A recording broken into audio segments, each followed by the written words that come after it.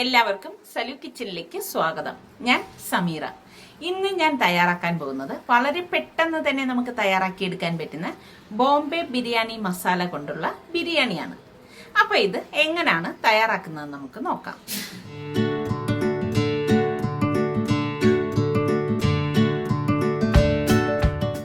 ഈ ബിരിയാണി ഉണ്ടാക്കാൻ വേണ്ടിയിട്ട് ഞാനിവിടെ 1 കിലോ ചിക്കൻ ഇതുപോലെ മീഡിയം സൈസായിട്ട് കട്ട് ചെയ്താണ് എടുത്തിരിക്കുന്നത്. നന്നായിട്ട് കട്ട് ചെയ്ത് വാഷ് ചെയ്ത് ഡ്രെയിൻ ചെയ്തെടുത്ത് വെച്ചിരിക്കുന്നതാണ്. ഇതിലേക്ക് ഞാൻ 2 ടേബിൾ സ്പൂൺ മുളക് പൊടിയും കാശ്മീരി റെഡ് ചില്ലി പൗഡറാണ് ഞാനിവിടെ ഉപയോഗിച്ചിരിക്കുന്നത്.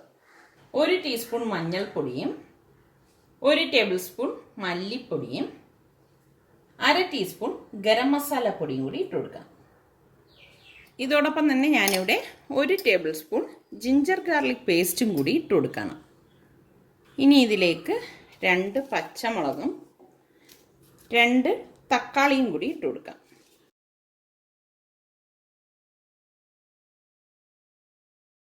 ഇനി ഇതിലേക്ക് ഞാൻ 2 ടേബിൾ സ്പൂൺ തൈരും കൂടി ഇട്ട് കൊടുക്കുകയാണ്. ഇതുവരെ നമ്മൾ ഇതിലേക്ക് ഉപ്പിട്ടിട്ടില്ല. ഇനി പാകത്തിനുള്ള ഉപ്പും കൂടി ഇട്ട് ഇതൊന്ന് മിക്സ് ചെയ്ത് കൊടുക്കാം.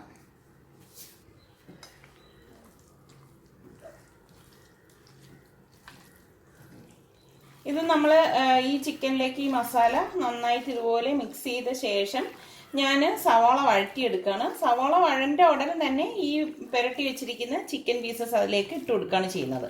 അല്ലാതെ അധിക നേരം ഇത് മസാല പിടിക്കാനായിട്ട് ഞാൻ വെച്ചേക്കത്തില്ല കേട്ടോ. പെട്ടെന്ന് നമുക്കിത് ഉണ്ടാക്കിയെടുക്കാൻ പറ്റും. അപ്പോൾ ഇതിപ്പോൾ മസാല ഞാൻ തേച്ചിട്ടുണ്ട്. ഇതിനി മാറ്റി വെക്കാം. ഇനി ഇതിലേക്കുള്ള സവാള നമുക്ക് വഴറ്റിയെടുക്കാം. സവാള വഴറ്റിയെടുക്കുന്നതിന് മുന്നേ തന്നെ ഞാനിവിടെ ബസ്മതി റൈസ് എടുത്തിട്ടുണ്ട്. 1 കിലോ ബസ്മതി റൈസാണ് ഞാൻ ഇതിലേക്ക് ചേർക്കുന്നത്.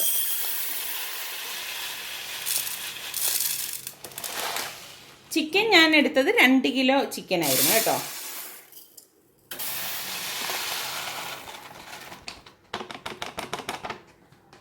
അപ്പം ഞാനിവിടെ 1 കിലോ റൈസാണ് എടുത്തിരിക്കുന്നത്. ഇപ്പം ഞാൻ അളന്ന് എടുത്ത എന്തെന്ന് വെച്ചാൽ ഇതിലേക്കുള്ള വെള്ളം ചേർക്കാൻ വേണ്ടിയിട്ടാണ്.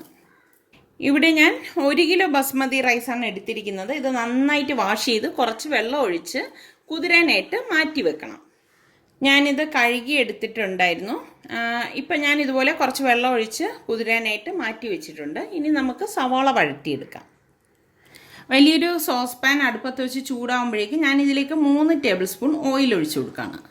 ഇതിലേക്ക് ഞാൻ 1 ടേബിൾ സ്പൂൺ നെയ്യും കൂടി ഇട്ട് കൊടുക്കുകയാണ്. ചൂടായി വരുമ്പോഴേക്ക് ഞാനിവിടെ 2-3 പീസ് ചെറിയ പീസ് പട്ട ഇട്ട് കൊടുക്കുകയാണ്. ഇതോടൊപ്പം തന്നെ 3-4 പീസ് ഗ്രാമ്പും കൂടി ഇതിലേക്ക് ഇട്ട് കൊടുക്കും. 4 ഏലക്കയും കൂടി ഇതിലേക്ക് ഞാൻ ഇട്ട് കൊടുക്കുകയാണ്. ഇവിടെ ഞാൻ 4 സവാള ഇതുപോലെ സ്ലൈസ് ചെയ്തെടുത്ത് വെച്ചിട്ടുണ്ട്. ഈ സവാള ഇതിലേക്കിട്ട് വഴറ്റി കൊടുക്കണം. സവാളയ്ക്ക് ആവശ്യത്തിനുള്ള ഉപ്പിട്ട് കൊടുക്കണം. ചിക്കനിൽ നമ്മൾ ഉപ്പ് ചേർത്തതുകൊണ്ട് അത് അഡ്ജസ്റ്റ് ചെയ്ത് മാത്രമേ ഇപ്പോൾ നമ്മൾ ഉപ്പിട്ട് കൊടുക്കാവൂ. സവാള ഇവിടെ വഴണ്ട് വന്നിട്ടുണ്ട്. ഇനി നമുക്കിതിലേക്ക് ഈ മസാല പുരട്ടി വെച്ചിരിക്കുന്ന ഈ ചിക്കൻ പീസസ് ഇട്ട് കൊടുക്കാം. ഒട്ടും വെള്ളം ചേർക്കരുത് കേട്ടോ. ഞാൻ എപ്പോഴും പറയുന്നത് പോലെ തന്നെ ഇതിലും നമ്മൾ ഒട്ടും വെള്ളം ചേർക്കത്തില്ല. ഒന്ന് ഇളക്കി കൊടുക്കാം. ഇനി ഇതിലേക്ക് ഞാനിവിടെ കുറച്ച് മല്ലിയിലയും കുറച്ച് പുതിനയിലയും എടുത്തിട്ടുണ്ട്. മല്ലിയിലയാണ് കൂടുതൽ എടുക്കുന്നത്. പുതിനയില വളരെ കുറച്ച് മാത്രമേ എടുക്കത്തുള്ളൂ. അതുകൂടി ഇട്ട് കൊടുക്കണം. കുറച്ച് കഴിയുമ്പോൾ ഈ ചിക്കനിൽ നിന്ന് തന്നെ ചാറ് ഊറി വരും. പിന്നെ നമ്മളിതിലേക്ക് ടൊമാറ്റോ ഒക്കെ ചേർത്തിട്ടുണ്ട്. അതുകൊണ്ട് തന്നെ നമ്മളിതിലേക്ക് വെള്ളം ചേർക്കത്തില്ല. ഞാനിവിടെ ചിക്കൻ 3/4 ഭാഗം വെന്ത് വരുമ്പോഴേക്ക് മാത്രമേ അരി വേവിക്കാനായിട്ട് വെക്കത്തുള്ളൂ കേട്ടോ. ഇനി ഞാനിത് 5 മിനിറ്റ് അടച്ചു വെക്കും. 5 മിനിറ്റിന് ശേഷം ഈ അടപ്പ് മാറ്റിയിട്ടാണ് നമ്മൾ ഇതിലേക്ക് ബോംബെ ചിക്കൻ മസാല പൗഡർ ചേർത്ത് കൊടുക്കുന്നത്. ഇതിവിടെ ഒരു 5 മിനിറ്റ് കഴിഞ്ഞിട്ടുണ്ട്. ഇത് അടപ്പൊന്ന് മാറ്റിയിട്ട് വീണ്ടും നമുക്കിതൊന്ന് ഇളക്കി കൊടുക്കണം. ഇനി ഞാൻ ഇതിലേക്ക് ഈ ബോംബെ ബിരിയാണി മസാല ഇട്ട് കൊടുക്കുകയാണ്. അപ്പം നിങ്ങളുടെ കയ്യിൽ ഇങ്ങനെ ഒരു മസാല ഇല്ലെങ്കിൽ ചേർക്കണം എന്ന് യാതൊരു നിർബന്ധവും ഇല്ല. ഈ ഒരു മസാലയിൽ തന്നെ നമുക്ക് ബിരിയാണി തയ്യാറാക്കിയെടുക്കാൻ പറ്റും. ഇവിടെ ഇപ്പോൾ സൽമാൻ ഇങ്ങനെ ഈ ബോംബെ ബിരിയാണി മസാല ഇട്ടിട്ടുള്ള ബിരിയാണി ഇഷ്ടമുള്ളത് കൊണ്ടാണ് ഇന്നിപ്പോൾ ഞാൻ ഈ ബോംബെ ബിരിയാണി മസാല ഇട്ടിട്ടുള്ളത് ഉണ്ടാക്കിയെടുക്കുന്നത്. ഇത് നാട്ടിൽ കിട്ടുമോ എന്നുള്ള കാര്യം എനിക്കറിയത്തില്ല. ഇത് ഞാൻ അബുദാബിയിൽ നിന്നും കൊണ്ടുവന്നതാണ്. ശരിക്കും ഈ മസാല ഇടുമ്പോൾ ഒരു പ്രത്യേക ടേസ്റ്റാണ് കേട്ടോ ബിരിയാണിക്ക്. നന്നായിട്ടൊന്ന് ഇളക്കി കൊടുക്കാം.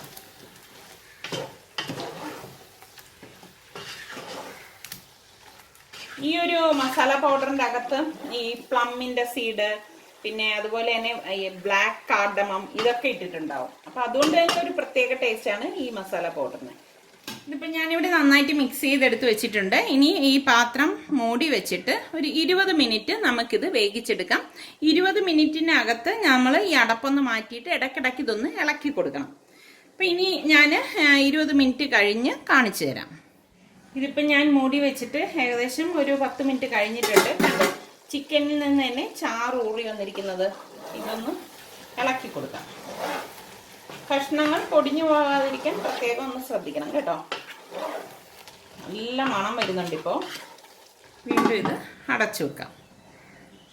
ഇതിവിടെ ഒരു 20 മിനിറ്റ് കഴിഞ്ഞിട്ടുണ്ട്. ഈ സമയം നമുക്ക് റൈസ് വേവിക്കാനായിട്ട് വെക്കാം.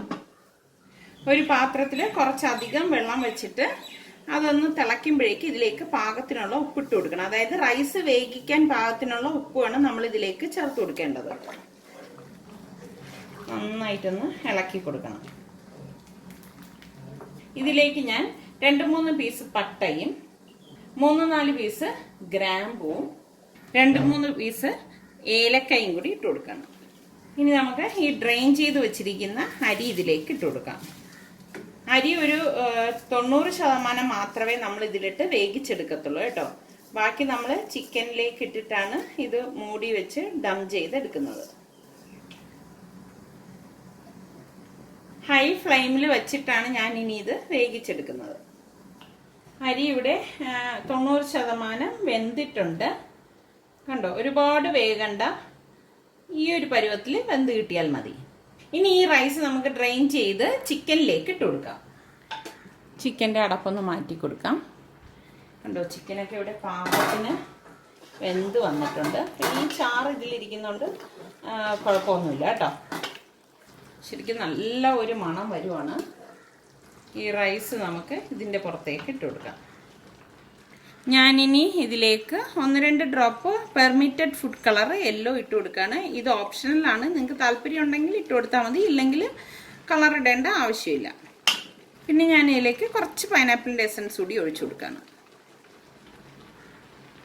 1 ടേബിൾ സ്പൂൺ നെയ്യൊന്ന് ഇതിൻ്റെ പുറത്തേക്ക് ഇട്ട് കൊടുക്കാം. ഫ്ലെയിം ഞാനിവിടെ കുറച്ച് വെച്ചിരിക്കുകയാണ് കേട്ടോ.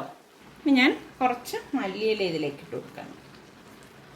വീണ്ടും ഇതിന് പുറത്തേക്ക് നമുക്ക് റൈസ് ഇട്ട് കൊടുക്കാം.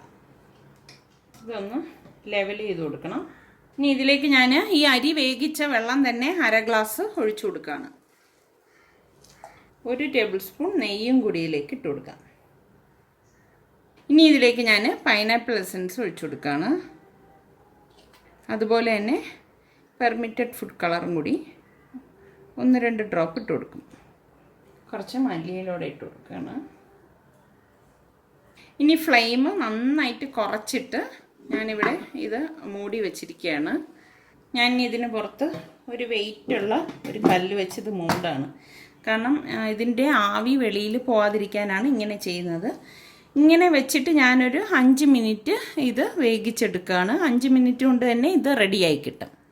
ഇതിവിടെ ഇപ്പം ഒരു 5 മിനിറ്റ് കഴിഞ്ഞിട്ടുണ്ട്. അപ്പം ഞാൻ ഇനി വെയിറ്റ് ഒന്ന് മാറ്റുവാണ്. ഇത് അടപ്പ് മാറ്റിയിട്ട് നമുക്ക് നോക്കാം.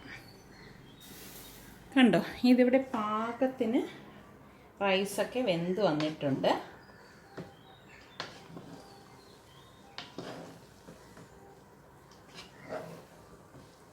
നമ്മൾ ഇതുപോലെ ഒന്ന് മിക്സ് ചെയ്ത് കൊടുക്കണം.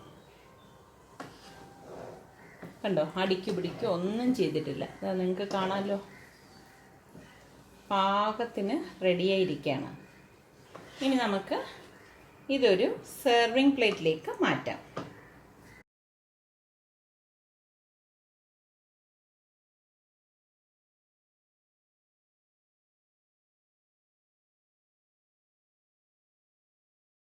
കണ്ടോ, ബിരിയാണിയുടെ റെഡി ആയിട്ടുണ്ട്. വളരെ പെട്ടെന്ന് തന്നെ നമുക്ക് തയ്യാറാക്കിയെടുക്കാൻ പറ്റുന്ന ചിക്കൻ ബോംബെ ബിരിയാണി മസാല ഇവിടെ തയ്യാറായിട്ടുണ്ട്.